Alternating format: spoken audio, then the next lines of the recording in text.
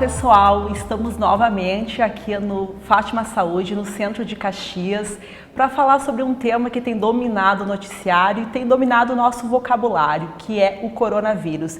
E de que forma a gente vai combater essa pandemia que chega cada vez mais próxima de nós.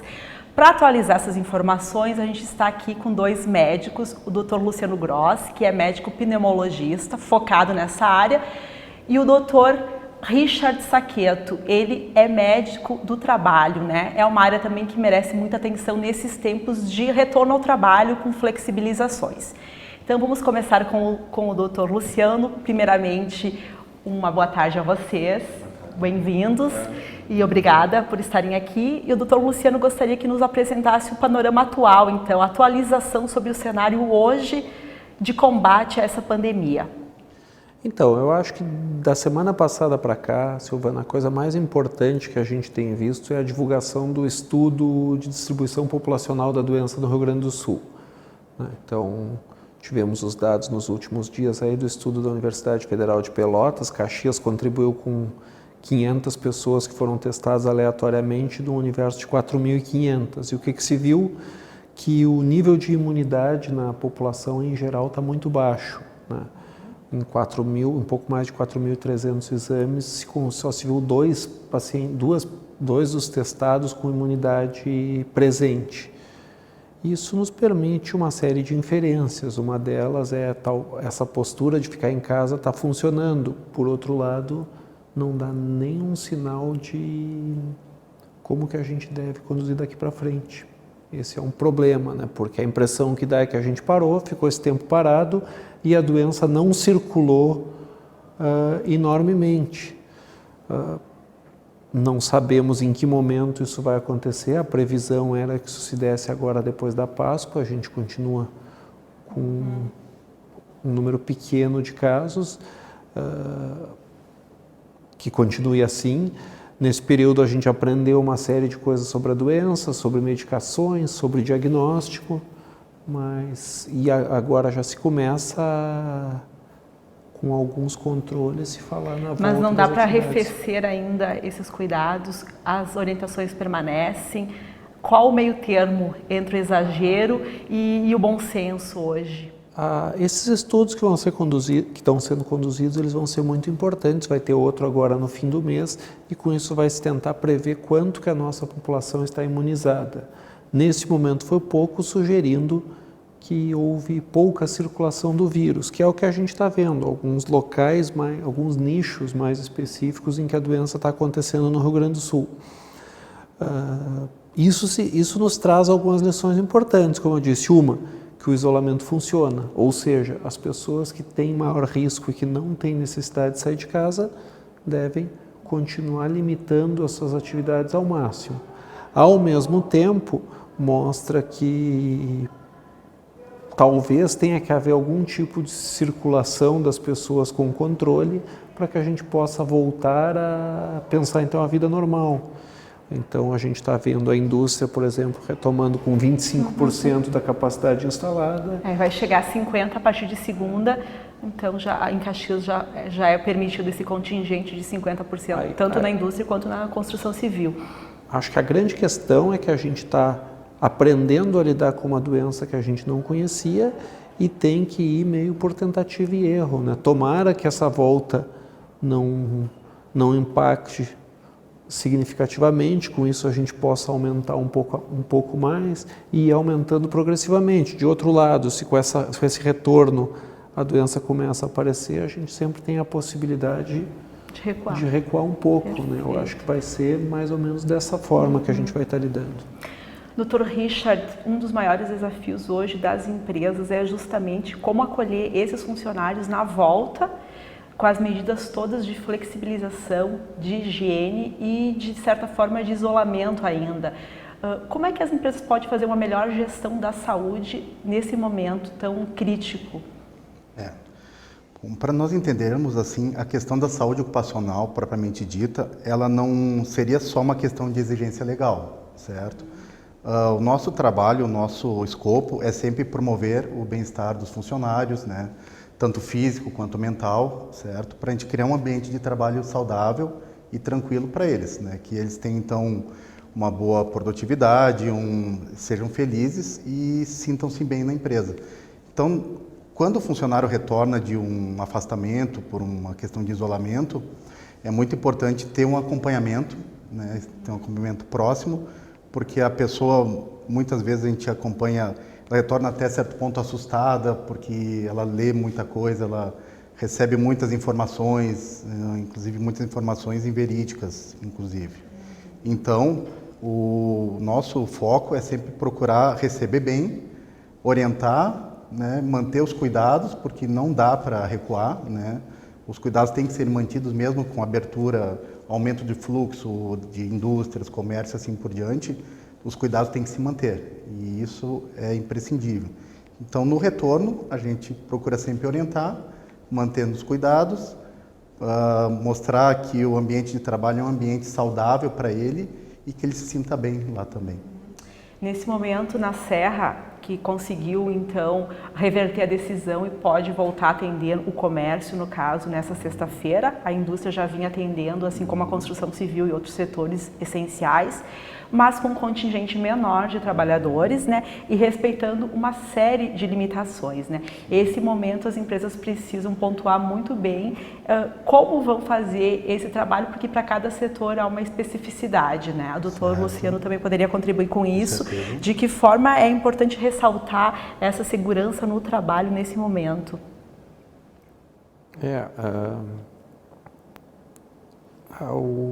O retorno ao trabalho vai ter que trazer junto a ele uma série de medidas, entre elas assim, o distanciamento entre as pessoas é importante, né? Então está se trabalhando, por exemplo, com uma série de medidas aí na indústria, que as pessoas fiquem mais distantes. A discussão sobre o uso de máscaras parece que tem sido cada vez mais consolidada como uma medida efetiva, né? Assim mesmo as máscaras caseiras, como uma estratégia que pode ser utilizada. A gente tem visto algumas outras situações aí que as pessoas têm buscado nesse momento, mas que nesta doença especificamente a gente não sabe, por exemplo, se medir a temperatura de quem entra para trabalhar faz diferença. Não se sabe, porque essa é uma doença que, diferente da gripe, as pessoas assintomáticas transmitem. Então, o que a gente está vendo é uma história sendo escrita e que a gente tem que estar sempre trabalhando com a informação de hoje. Amanhã as coisas devem ter Pode diferença. mudar, Isso né? é uma Tem que se dificuldade adaptar. grande aí na adaptação. Nesse momento, parece que a questão das máscaras deu uma consolidada, né? A gente viu, por exemplo, na quarta-feira passada, agora saiu um artigo americano bem interessante usando laser para avaliar a quantidade de saliva da fala normal, equidistância isso acontece, e também o uso de máscaras. Então, assim, foi publicado no New England Journal que sim, o uso de máscaras diminui os droplets, né, as gotículas de saliva da fala normal. Então, parece que isso começa a ser um conceito que se consolida, que lá atrás era menos claro, assim, né? Podemos falar assim, quem emite menos, porque um pouco fica retido na máscara, e quem está recebendo também recebe menos. Então, talvez... Inclusive, essa medida das máscaras já é obrigatória no comércio caxiense, desde o novo decreto, e a indústria também está adaptada, está todo mundo utilizando. Parece que é um conceito que é uma medida que ganhou força e que no início não se tinha clareza. Se achava que tinha que ser máscaras especiais e foi ganhando força a discussão das máscaras caseiras, e isso hoje parece que já está se chegando a uma espécie de consenso de que essa é a melhor medida. Dr. Richard, vamos falar então pontualmente na questão da chegada dos funcionários ao trabalho. Como que isso deve ser feito? Como é que se faz essa higienização dos materiais? Qual a orientação nas grandes indústrias, por exemplo? Então, nós temos que pensar que antes até de chegar na empresa, o funcionário tem que se deslocar até a empresa. Tá? Pensando nisso, nós temos que tomar medidas desde, né, obviamente, de casa, mas desde a saída da sua porta da casa até a chegada no trabalho. Então, dessa forma, nós orientamos as empresas de várias situações. Basicamente, o distanciamento, né? Por exemplo, se for subir numa van ou no ônibus, manter um distanciamento de 2 metros. Limitar o número de pessoas também exatamente, nesses coletivos. A gente orienta a aumentar a frota de veículos para diminuir o fluxo de pessoas dentro da van ou do ônibus. Isso também ajuda nessa questão. Evitar o contato com materiais próprio do ônibus, só realmente o necessário, que nós orientamos também sempre. Se possível, sempre andar com o seu álcool gel para ir higienizando adequadamente. Claro que isso nunca substitui uma água e um sabão, mas no momento é o que a gente tem para utilizar. Sempre manter os ônibus ventilados, abertos, tá? Para circulação de ar, evitar o uso de ar-condicionado, se o ônibus tiver essa situação, é bem importante também. Naturalmente. O máximo possível, exatamente. E sempre orientando também de evitar o contato com outros funcionários, um abraço, aperto de mão, evitar o contato com o nariz, boca, olhos, assim por diante, nesse período. Ao chegar na empresa, a gente tem essa mesma situação. Ao chegar, ter o distanciamento.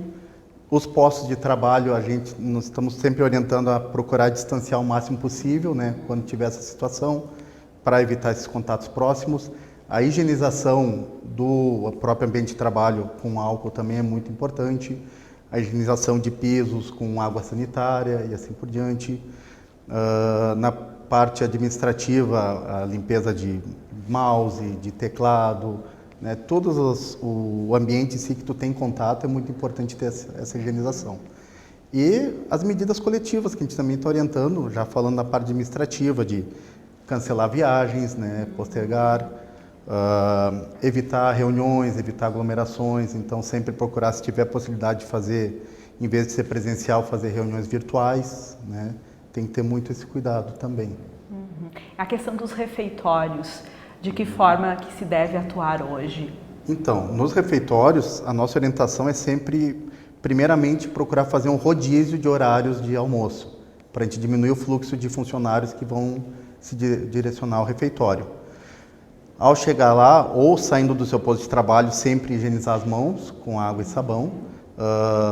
Lembrando que é muito importante as empresas disponibilizarem para os funcionários ambientes, né, na empresa com lavatórios, com água e sabão, né, no caso do lavatório, álcool gel, papel toalha, tudo para eles poderem fazer essa higienização contínua, né, que nós orientamos sempre. E ao chegar no refeitório, ou ele lava a mão ali no refeitório se tiver essa possibilidade, ou ao sair do seu posto. Chegando lá, sempre mantendo o distanciamento, né, de 2 metros entre um funcionário e outro na fila. Se for buffet, evitar de conversar, evitar de passar muito tempo em frente aos alimentos, sempre só fazendo realmente o necessário. A gente sabe que várias empresas, grandes empresas, já adaptaram, já não estão mais com buffet. Sim. E também não permitem que o funcionário se sirva. Isso, eles são servidos, né? Os próprios funcionários do refeitório estão servindo as pessoas.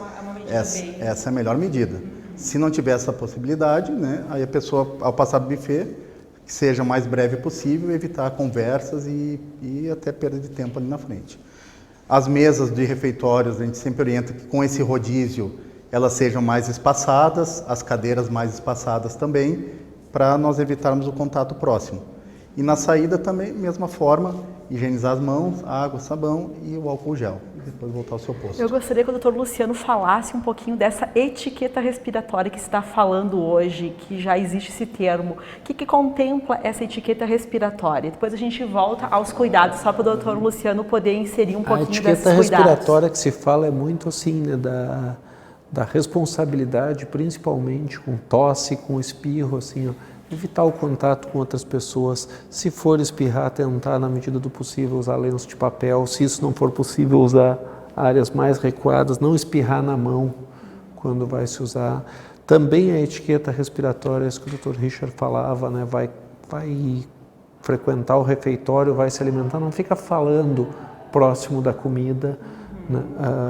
Evitar principalmente assim, ó, é importante a gente lembrar que o coronavírus, assim como o vírus da gripe, eles não se difundem pelo ar, são vírus que dependem de gotícula.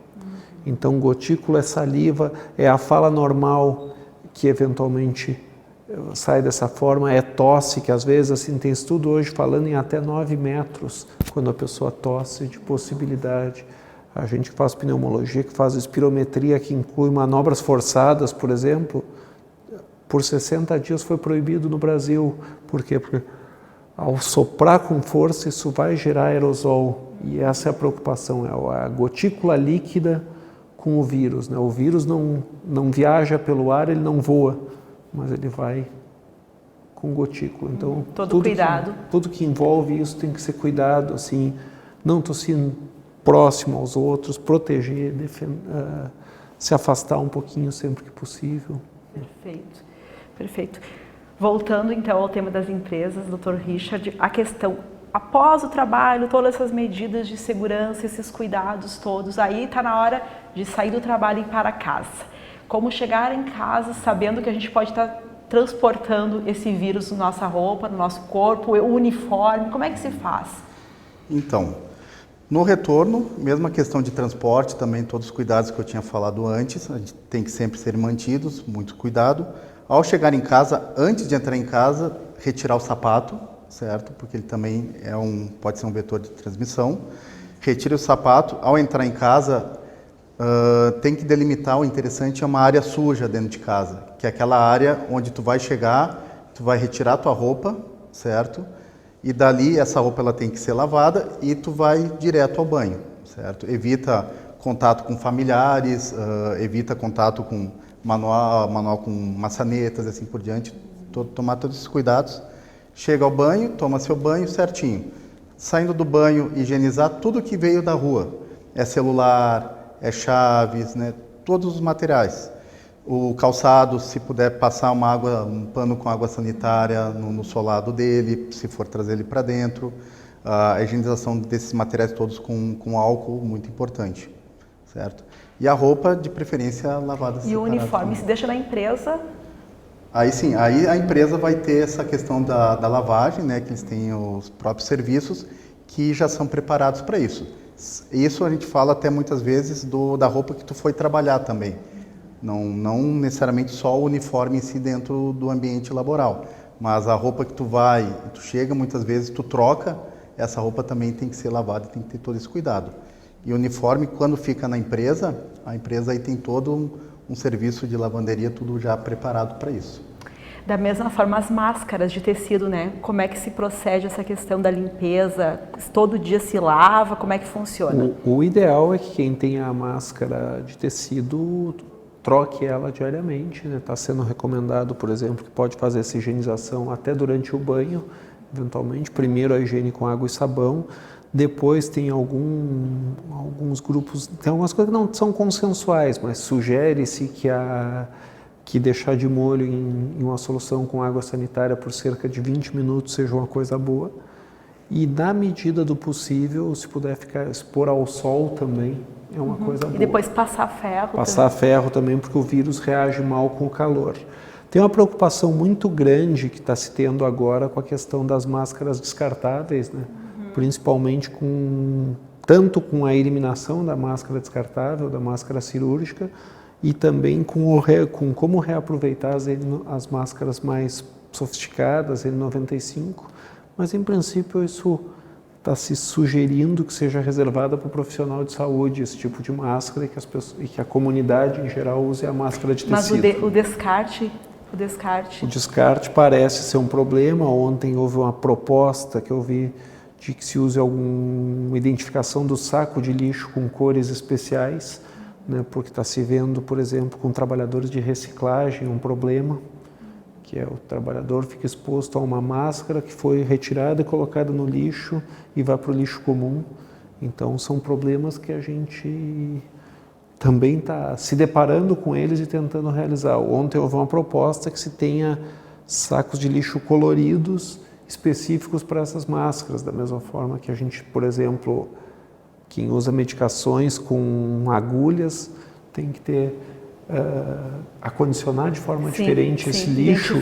Talvez as máscaras tenha que se criar um protocolo, porque hoje isso está um problema. A máscara está indo para o lixo comum e mexe com o trabalhador lá na reciclagem, na outra ponta também. Problemas que talvez nem tivessem sido pensados há um mês atrás. Inclusive, até para as máscaras de pano, a gente, nas empresas, temos orientado a usar uma por turno, certo? Porque a gente tem uma diversidade grande de tecidos e assim por diante. Então, nós estamos orientando a usar uma por turno. Então, usa uma de manhã, retira ela, né, vai para o almoço, quando retorna, utiliza uma outra máscara. Então, as empresas fornecem esse material de segurança aos trabalhadores ou, em alguns casos, eles mesmos que chegam já com a sua própria máscara? Normalmente as empresas estão fornecendo, tá? Muitas vezes por boas práticas e muitas vezes por decretos que solicitam. Por exemplo, esse novo agora que teve ontem à noite, sim, né? Esse já orienta que seja fornecido máscaras para funcionários e clientes. É o que consta no caso ali. De lojas, os clientes também. Exatamente. A questão só é que ali não delimita quem que tem que fornecer a máscara. Né? Só fala, tem uma que questão importante também nessa linha de se vai ficar um turno ou vai ficar menos tempo, né, Silvana? Lembrar que assim, máscara úmida, seja por suor, seja porque a pessoa sujou de alguma forma, perde efetividade. Então, toda máscara que está úmida, que está molhada, tem que ser trocada. Tem que ser trocada. Mesmo a de tecido. E aquela questão de não colocar a mão, né, doutor? Não colocar a mão, porque o contato do vírus, como é que é? O vírus vem na gotícula e a partir do contato com mucosa, boca, nariz, olho, é que ele é o problema. Então, tem que evitar de toda forma. Mas, importante ressaltar, assim, a máscara ficou úmida, ela tem que ser trocada. Não dá para botar uma máscara e achar que ela fica ali o dia inteiro, dependendo do lugar, exatamente. Se a pessoa sua, se a pessoa tem que ter mais de uma máscara à disposição.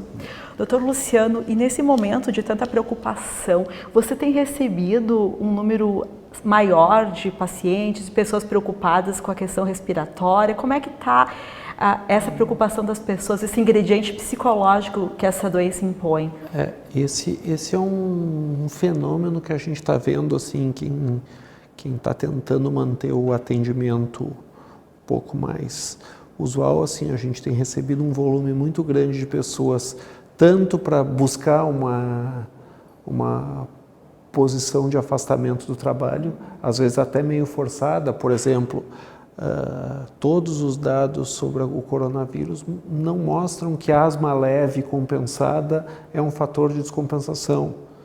Isso é uma situação que às vezes é até meio desagradável de consultório, porque se a pessoa quer forçar um atestado e quantos dias, não. É só uma discussão que a gente tem que trabalhar integrado, onde o médico do trabalho tem que entender qual é o risco também, quer dizer, não é forçar que o médico de consultório simplesmente afaste o trabalhador. Isso é um ponto que tem dado um volume aumentado de consultas, assim, e às vezes até com alguns mal entendidos, assim, do que é de fato necessidade de afastamento, necessidade de risco, que é uma coisa que a gente tem trabalhado em conjunto. E também a gente tem visto um volume significativo de pessoas com dúvidas sobre seus riscos, que querem revisar a medicação. Mas tem um fenômeno nacional no coronavírus, que é o pessoal tem entendido muito bem a situação de não buscar atendimento quando ele não é necessário. Se fala que os consultórios médicos que estão abertos hoje têm em torno de 40% do volume de procura que tinham antes. As pessoas realmente estão entendendo a necessidade de adiar as decisões mais eletivas de consulta, enfim.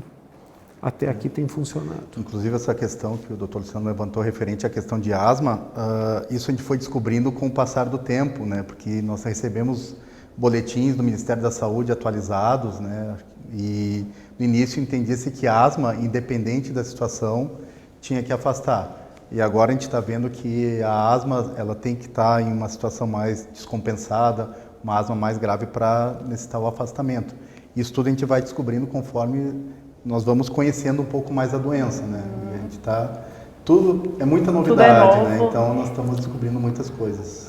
Do ponto de vista das queixas respiratórias, Silvana, eu acho que talvez seja o grande momento da gente ressaltar que, assim, quem quer fazer alguma coisa para a sua saúde sobre o coronavírus, a decisão mais significativa que pode ser tomada nesse momento é parar de fumar.